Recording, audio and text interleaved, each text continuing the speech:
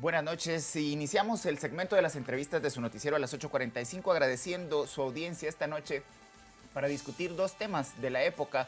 Uno que tiene que ver directamente con el descenso de las temperaturas en este diciembre, que ha sido un diciembre frío, y con un año que cerramos prácticamente con dos tormentas, con lluvias en noviembre. Así que las sorpresas climáticas aún no terminan y discutiremos precisamente con los expertos acerca de las precauciones que hay que tener para esta ola de fríos. Y en el primer tema hablamos sobre las condiciones en las cuales se sigue presentando el fenómeno de las extorsiones, un delito que en tiempos de pandemia ha aumentado, y analizamos datos estadísticos y el enfoque con expertos acerca de esta temática. Hoy viernes, completamente en vivo, acompañado de Carmina Maldizán. Muy buenas noches, Carmina. Buenas noches, Cristian, ¿cómo estás? Y daríamos inicio a estas entrevistas con dos expertos que nos acompañan ya por la vía virtual: el licenciado Arkel Benítez, doctor Arkel Benítez, experto en temas de seguridad, y el ingeniero Iván Pérez, experto también en el análisis de los temas de seguridad. A ambos, muy buenas noches y el agradecimiento por acompañarnos. Buenas noches. Buenas noches. Buenas Gracias. noches a ambos. Buenas noches, gracias. Bueno, comencemos, licenciado Benítez. Bienvenido a Canal Antigua. Hablemos sobre este tema que es un flagelo en Guatemala y que durante la pandemia estuvo más o menos controlado y ahora nuevamente ha tenido un repunte. Las extorsiones, sus impresiones, por favor. Gracias, pues muy buenas noches a todos, a los televidentes también de Canal Antigua. Pues sí, efectivamente, básicamente, digamos, el fenómeno extorsivo ha estado asociado en la época reciente en Guatemala al otro fenómeno, que es el fenómeno pandilleril, ¿verdad? De las pandillas, de las maras, y cómo ellos sobreviven a partir de la financiación, a partir, digamos, del esquema económico con el que ellos sobreviven y con el cual ellos trabajan. Evidentemente la cuarentena, al haber generado ese confinamiento de la ciudadanía, al haber, digamos, de alguna manera ubicado en las casas a todos los ciudadanos o a la gran mayoría de ciudadanos, pues obviamente también, así como algunos migramos a hacer trabajo virtual, digital, a través de las plataformas, también ellos no se quedaron de brazos cruzados, digamos, ¿verdad? Y hemos visto algunos fenómenos curiosos también alrededor de las nuevas modalidades de extorsión, como por ejemplo los famosos imitadores, ¿verdad? Que han estado haciendo uso de las plataformas digitales, de las redes sociales, en donde también hay que decirlo, y esto sí es preocupante y es algo que las personas deben de tomar sus precauciones.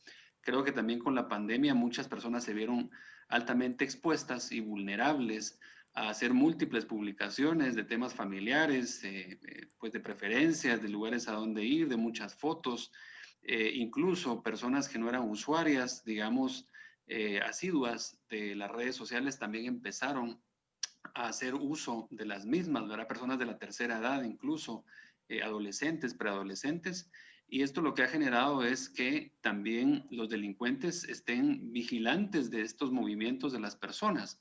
Y entonces eso los pone en una situación, desde un punto de vista victimológico, bastante expuesto a las personas. No ha sido únicamente el caso de Guatemala. Colombia, por ejemplo, hay un incremento del 76% de las extorsiones a través de las redes sociales. Ecuador tuvo también un repunte en extorsiones, todo a través de unas nuevas modalidades, que es básicamente el uso de las redes sociales para extorsionar, ¿verdad? Hay que recordar también que muchas personas empezaron a hacer emprendimientos a través de las redes sociales y eso ha ido generando o exponiéndose a las personas a crear factores de riesgo. De hecho, la Intendencia de Verificación Especial ya ha definido algunas modalidades alrededor de la extorsión, de cómo se está extorsionando a través de las redes sociales, de plataformas, y tal vez de eso vamos a hablar más adelante, pero en términos generales, digamos, ha habido una migración, digamos, de la extorsión tradicional a la extorsión a través de redes sociales, y es un tema que también debemos informar a la ciudadanía. Ahora, ingeniero Pérez, el doctor Benítez ya ha puesto sobre la mesa una de los rasgos de la dinámica de las extorsiones en el país, que es precisamente lo que perpetran los imitadores. No obstante, hay estructuras criminales con poder de fuego capaces de aniquilar a sus víctimas, como diferenciar el modus operandi, puesto que las estructuras criminales, principalmente pandilleriles, sí tienen desde la cárcel la posibilidad de coordinar ataques armados a sus víctimas. Ingeniero, ¿nos escucha? Creo que hemos perdido la comunicación con el ingeniero Pérez. Doctor Benítez, es importante hacer esa diferenciación entre los imitadores y las estructuras que sí tienen fuerza letal y tienen capacidad de perpetrar hechos que pueden acabar con la vida de sus víctimas. Sí, definitivamente estamos hablando de dos fenómenos diferentes. Evidentemente el tema pandilleril, que ya lo habíamos puesto un poco en el contexto inicial. Como bien apuntas, Christians, efectivamente ellos disponen de toda una estructura criminal, ¿verdad? En donde hay armas de fuego, hay redes asociadas también a la extorsión, microtráfico, tráfico de seres humanos, de personas, de armas que están asociadas a ese fenómeno. Entonces, eso también es un tema que debemos considerar, que no es un tema menor, el riesgo que hay también y que también las pandillas también están haciendo esa migración digital, ¿verdad? No nos olvidemos de que ellos pues tienen también enlaces y vínculos electrónicos. Recordémonos de que antes hemos estado y hemos bregado, digamos, en el tema de la seguridad. En su momento pudimos percatarnos de cómo las redes sociales y las páginas, incluso hay pandillas que tienen sus propias páginas y las redes sociales las utilizan, digamos, para organizarse. Hay que recordar que en su momento la administración Obama declaró a una de las pandillas más famosas en Guatemala como un grupo organizado transnacional. Eso porque pues se encontraron vestigios, digamos, de organizaciones transnacionales entre Centroamérica, básicamente el Triángulo Norte, y Estados Unidos, en donde hay una organización ya mucho más sofisticada.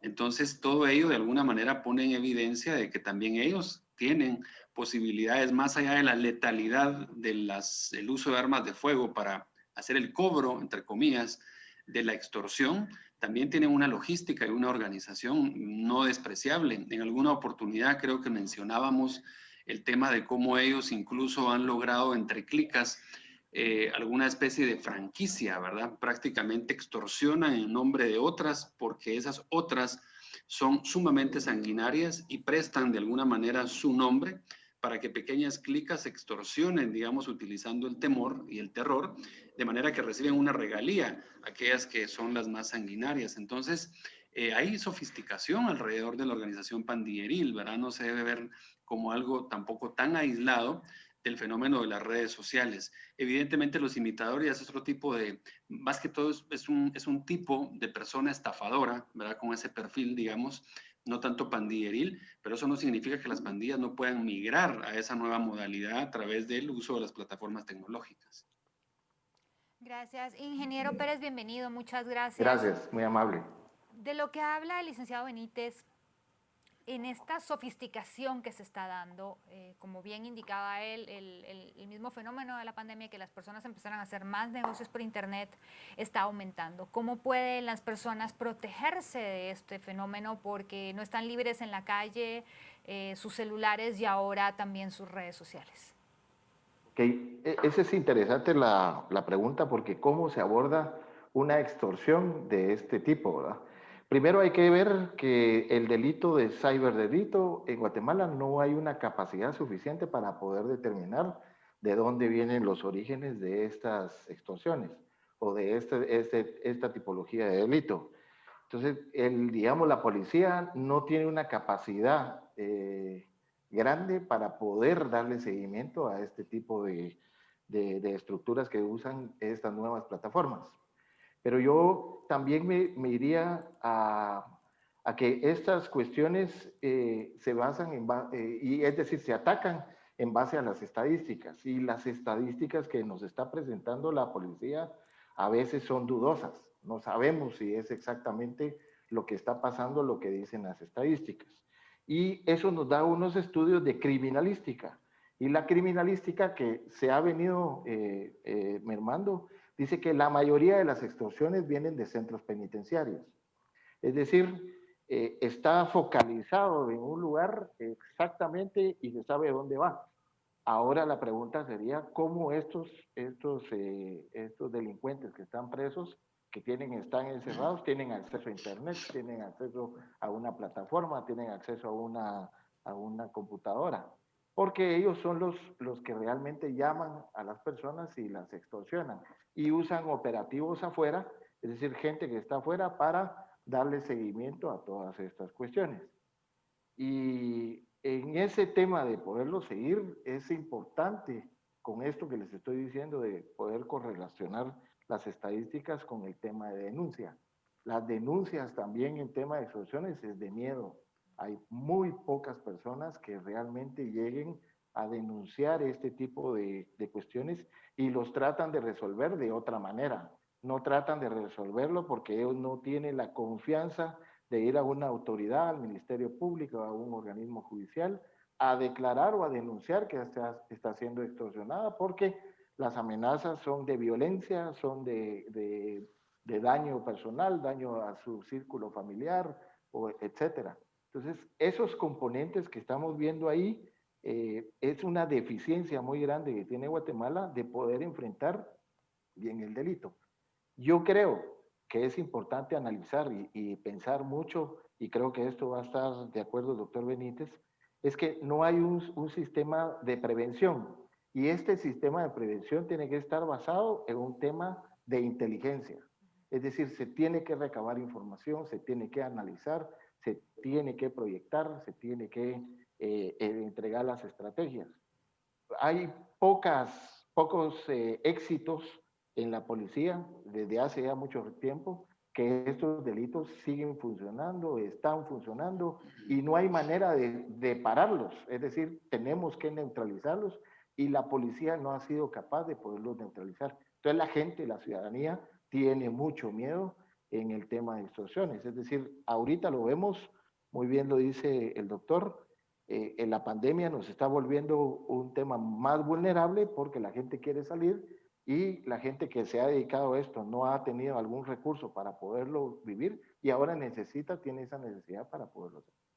Doctor Benítez, hay claramente un cambio de generaciones también en las estructuras criminales. Es de recordar que las clicas de los otrora 80s, 90s en las pandillas guatemaltecas ahora son ya personas adultas que seguramente, inclusive también dentro de la cárcel, no tendrán el acceso y la movilidad y la capacidad de maniobrar este tipo de nuevas estrategias de extorsión. ¿Qué está sucediendo en cuanto a cómo se genera terror por parte de las redes sociales y que es utilizado para las extorsiones, toda vez que el mecanismo previo era la llamada la que lograba en alguna medida intimidar a las víctimas? Sí, miren, aquí yo recuerdo en los estudios de criminología, ¿verdad? Un famoso criminólogo italiano, Alfredo Nicéforo, que decía él hace 2 siglos que el crimen era una especie de energía social que evolucionaba con el tiempo y que por lo tanto en esta época en la que vivimos ahora nosotros, seguramente se habría acabado la barbarie para dar paso a delitos sofisticados. Y efectivamente, estamos con delitos sofisticados, hay cibercriminalidad, como lo decía el ingeniero Pérez, pero también sigue estando presente la barbarie, ¿verdad? De la manera como ejecutan, digamos, ciertas órdenes sicariales por incumplimiento de pago o por el impago de extorsiones, las pandillas. Entonces está mezclado realmente el tema de la sofisticación con el tema de la barbarie tradicional, lamentablemente, ¿verdad? Yo aquí sí quisiera tal vez poner de manifiesto, y yo creo que con buen criterio el ingeniero Pérez se nos adelantó aquí en el tema y es bien importante lo que él dice. Hace unos días nos desgarramos todas las vestiduras por el famoso informe Toronto, que desveló de alguna manera de que desde la Dirección de Inteligencia Civil, la DIGICI, se estaba utilizando una especie de plataforma para, de alguna manera, entre comillas, vigilar y de alguna manera espiar a personas.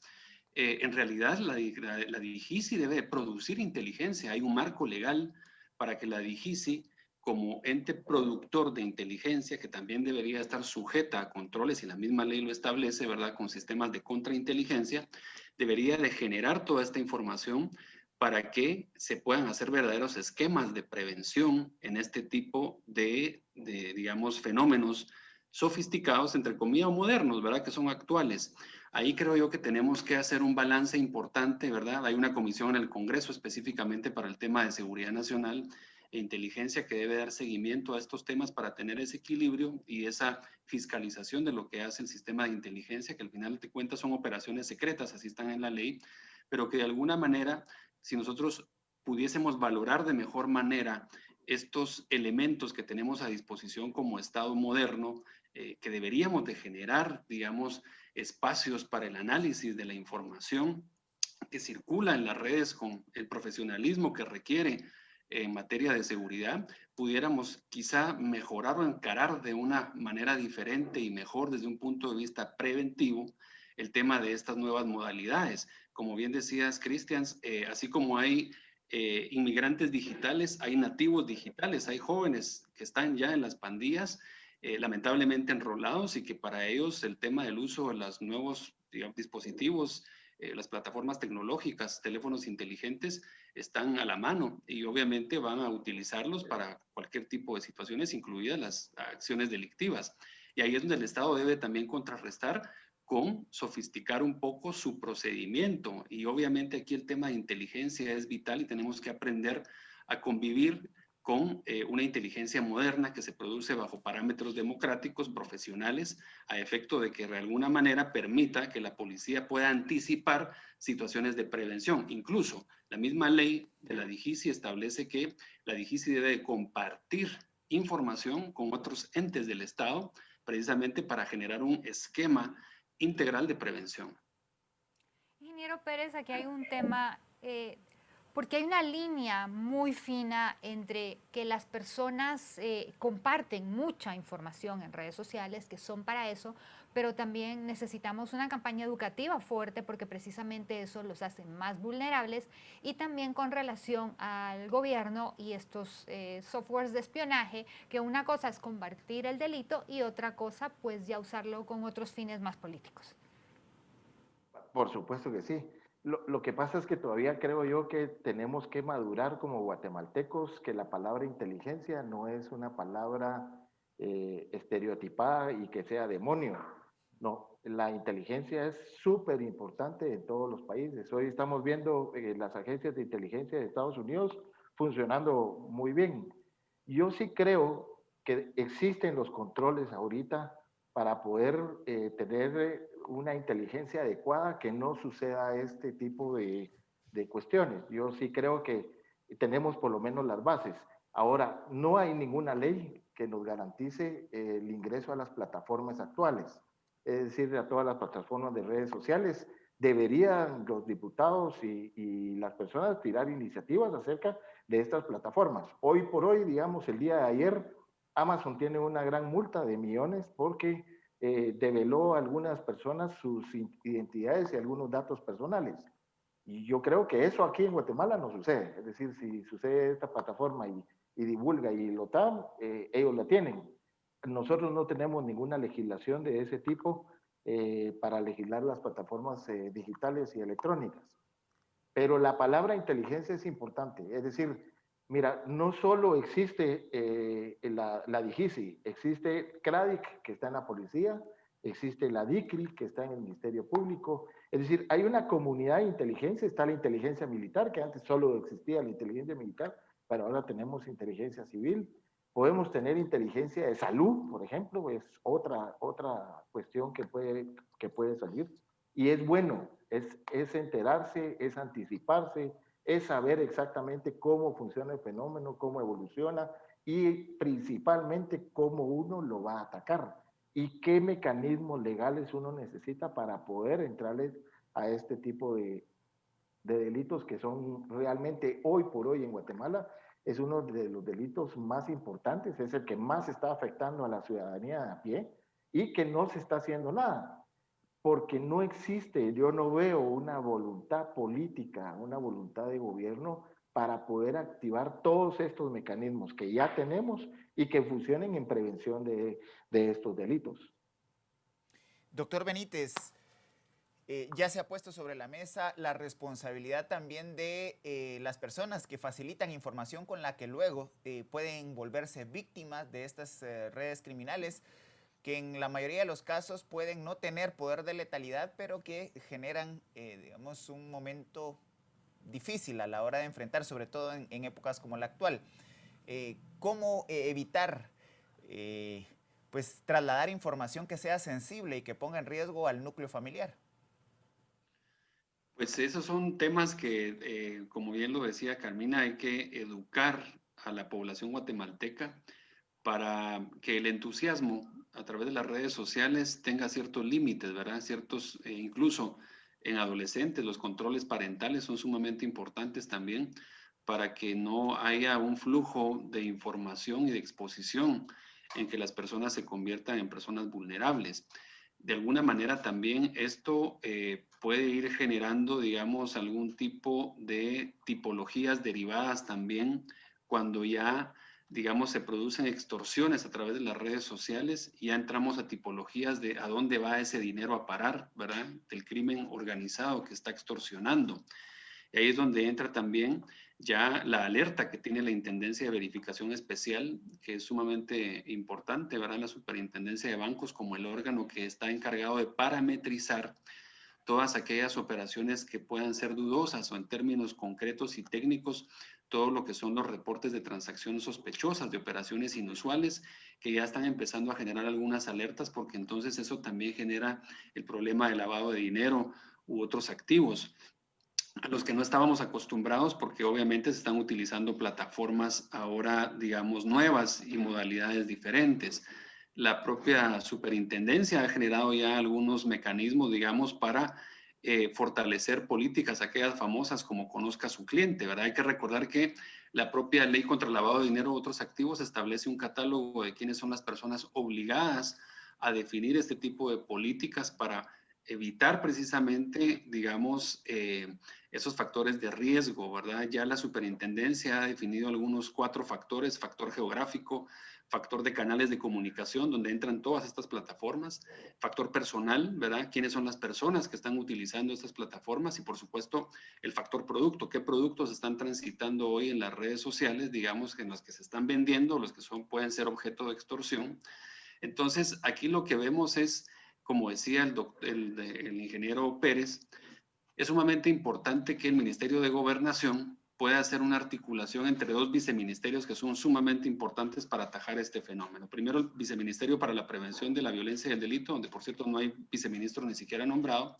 Y 2, el Viceministerio para las Nuevas Tecnologías de Información y Comunicación, que fue creado precisamente para generar una política alrededor del combate a la ciberdelincuencia, la cibercriminalidad, y estos 2 viceministerios son prácticamente torales. Precisamente como decía el ingeniero Iván Pérez, hay muchos órganos que producen inteligencia. Creo que en el análisis faltó alguno que yo lo aporto ahora, que sería la Secretaría de Inteligencia Estratégica del Estado. Esa Secretaría de Inteligencia Estratégica es la que debería marcar la pauta de decirle al presidente de la República, al Estado en general, hacia dónde van las líneas que habría que anticipar para hacer un análisis exhaustivo en términos generales de todo lo que va a acontecer, toda la prognosis que tiene que hacer el Estado para poder resguardarse, para presupuestar. Es decir, yo no concibo la idea de un Ministerio de Finanzas actuando al margen de lo que la Secretaría de Inteligencia Estratégica le informe para elaborar un presupuesto, por ejemplo, ¿verdad? Que se elabora con una cierta anticipación. Entonces, digamos, hay toda una logística dentro del Estado, pero me da la sensación que no hemos sido capaces los guatemaltecos de integrar de forma armónica todos estos sistemas, y obviamente está siempre esa estigmatización de la palabra inteligencia, como ya lo explicó muy bien el ingeniero Pérez, que no nos deja muchas veces avanzar porque todavía hay muchos estigmas alrededor de estos temas, y al final del día la palabra clave en todo esto es educación. Tenemos que seguir educando, tenemos que seguir informando, tenemos que ser abiertos. Hay que recordar que muy de la mano del tema informático está el tema de los datos, del gobierno abierto, de la información, para que los ciudadanos puedan estar informados y puedan tomar decisiones informadas en su diario vivir, en la cotidianeidad, y eso va fortaleciendo realmente la capacidad de prevenir y de generar factores de protección desde la casa, el entorno, el trabajo, que es sumamente importante. Ingeniero, hablemos de la ley de ciberseguridad que se ha intentado pasar. Han habido varios proyectos y todos, por lo menos los 3 que yo he tenido oportunidad de ver en los últimos años, cometen el error de querer censurar a la población de una u otra forma. Entonces pareciera que los legisladores tienen interés en hablar de este tema y regularlo, pero también regular la libertad de los ciudadanos. Y yo ahí tengo una opinión muy fuerte, la verdad, porque yo siento que esto no es negocio para ellos. Es decir, los diputados no ven un negocio en sacar una ley de ciberdelito. No les dan importancia. Esa es la falta de voluntad que hay. No existe un cuerpo técnico, digamos, que los pueda asesorar, personas que lleguen con ellos a la comisión que existe, que lleguen con ellos, que les expliquen, expertos en cibernética y que puedan impulsar una ley de este tipo. Yo siento que hoy por hoy el Congreso está dedicado a otra cosa. Hoy está dedicado a la reconstrucción, hoy está dedicado a las carreteras, hoy está dedicado a otras cuestiones y estos temas que verdaderamente sí deberían de estar en la mesa, pero que no generan una ganancia para ellos, no lo están. Entonces no va a existir hasta que no exista un grupo de profesionales diputados que representen realmente a la ciudadanía y en la cual puedan plantear una buena ley. Y yo creo que sí hay intenciones, es decir, nos está afectando, hay intenciones, han llegado, pero yo creo que ahí se van a quedar. No soy muy optimista, más bien soy pesimista en el tema de esto. Yo creo que más lo miran ellos en un tema de reacción, no de prevención. Está el tema de extorsión, ataquémoslo, pero no vamos a ir a la causa, sino que ataquemos en este momento. Ya bajó, ok, bajó, sigamos en otra cosa. Y no hay una sustancial estructura en la cual nuestros legisladores pueden apoyar a esto. Yo soy muy pesimista con eso. Doctor Benítez, en los próximos días el circulante aumentará en el país precisamente por el tema del bono 14 y las compras de las fiestas de fin de año. Esto genera un ambiente propicio para que también las estructuras criminales busquen obtener rentas a partir de este tipo de ilícitos.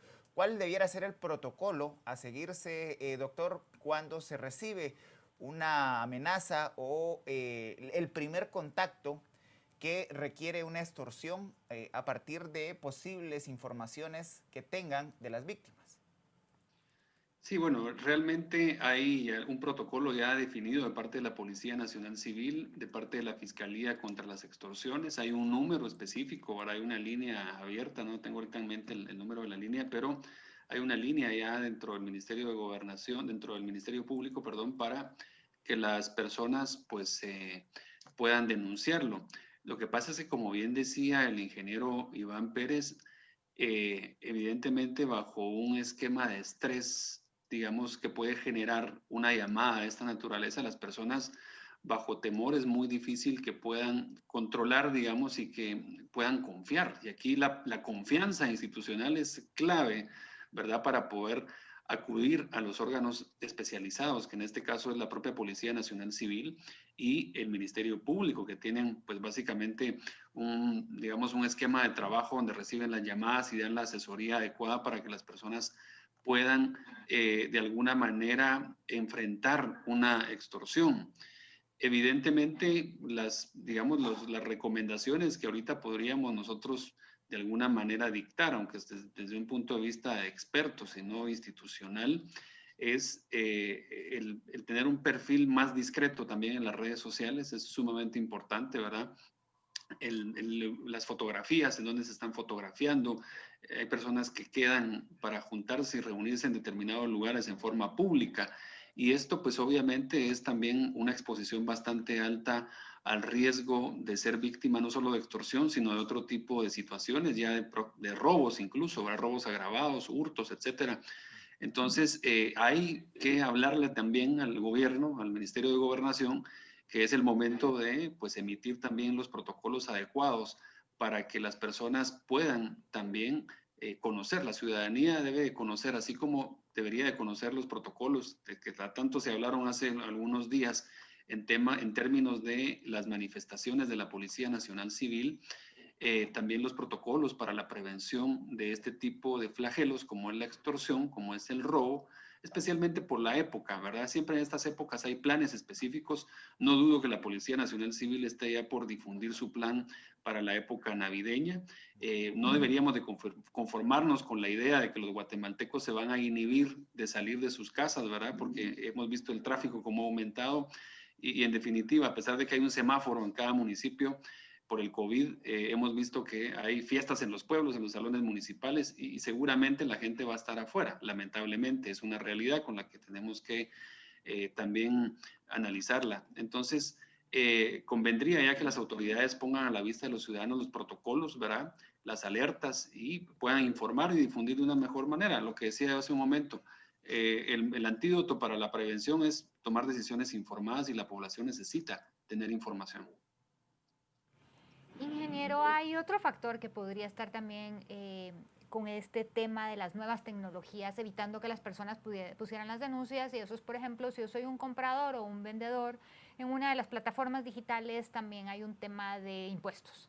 Las personas no quieren pagar impuestos, no piden factura y el comprador tampoco el vendedor tampoco les está dando factura. Entonces, si la persona ha sido víctima de una extorsión o de un delito, no precisamente quiere ir a poner la denuncia porque sabe que también estaba haciendo algo con una empresa que no era precisamente. Y estos lugares, a mí me ha pasado que uno pide información y lo primero que le dicen es, deme su número telefónico, y uno por eso está usando las redes sociales. O sea, son ese tipo de cosas que cómo se pueden regular para que la gente tenga confianza y poner las denuncias.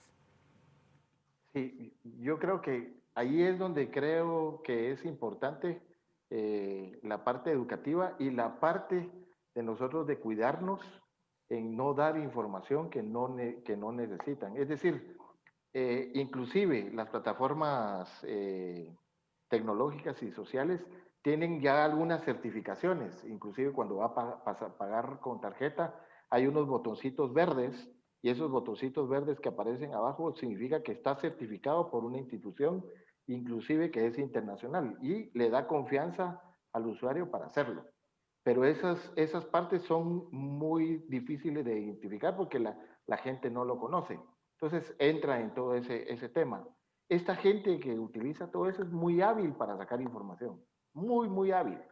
Y por eso mismo siempre debe de tener uno esa certificación de la plataforma, la del e-commerce o la plataforma de compras, la misma plataforma de los despachadores, la misma plataforma de las empresas que están vendiendo y que son conocidas, deben de estar certificadas por estos tipos de transacciones digitales que sí son seguras, ¿verdad? Sí existen elementos en las partes digitales que sí se puede ver, esta plataforma sí es segura. Si esos elementos no están apareciendo dentro de esa plataforma, es totalmente es insegura, no hay que entrarlo. Y estas certificaciones son bien sencillas de hacerlas. No es una complicación muy grande, no son unos requisitos muy grandes que toman muchas veces estas transacciones de tarjetas de crédito, tarjetas de débito, que pueden estar incluidas dentro de eso. Yo siento aquí una parte importante en el tema de la confianza, ¿verdad? Eh, hay que tener mucho cuidado, hay que tener mucho cuidado con estas plataformas, enterarse muy bien de cuáles son los elementos claves para no poder entregar información a una persona o una plataforma que desconocemos, ¿verdad?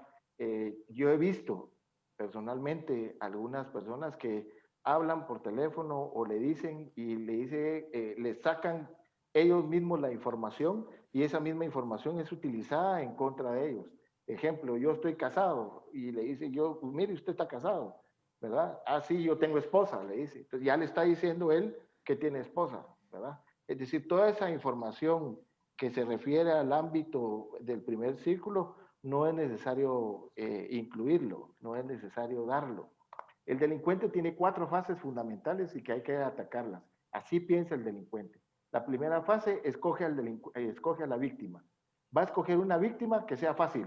No va a escoger una víctima que sea difícil. Va a escoger una víctima que va a ser fácil. 2, la segunda fase es recolecta información. Le trata de sacar toda la información que él tiene. La tercera fase es planificación y la cuarta, ejecuta. Si nosotros entramos e identificamos en la fase 1 y fase 2 que me está escogiendo como víctima y que está sacando información y yo ya no le doy, él ya no va a poder planificar ni va a poder ejecutar. Ese es el pensamiento que tenemos. Y esa parte, esas dos fases, es la parte preventiva. Uno tiene que identificar que lo están escogiendo como víctima y pararlo. Uno tiene que identificar que le están sacando información y la están utilizando para eso. Entonces, yo creo que ahí es el ámbito donde nosotros tenemos que trabajar y obviamente, el Estado tiene que estar presente. Si el Estado no está presente, no es muy difícil poder atacar a estas organizaciones. Pues el criterio de ambos expertos es que debemos cuidar nuestra información personal, sobre todo en esta época de redes sociales. Le vamos a invitar a que se quede con nosotros porque al volver del breve corte comercial que tendremos, continuaremos discutiendo con ambos expertos, con los dos expertos que nos acompañan, las acciones de prevención que pueden ayudar a minimizar los riesgos de ser víctimas de extorsión. A los dos les agradeceremos que por favor permanezcan en línea y recuerde que acá le tenemos el mejor enfoque noticioso.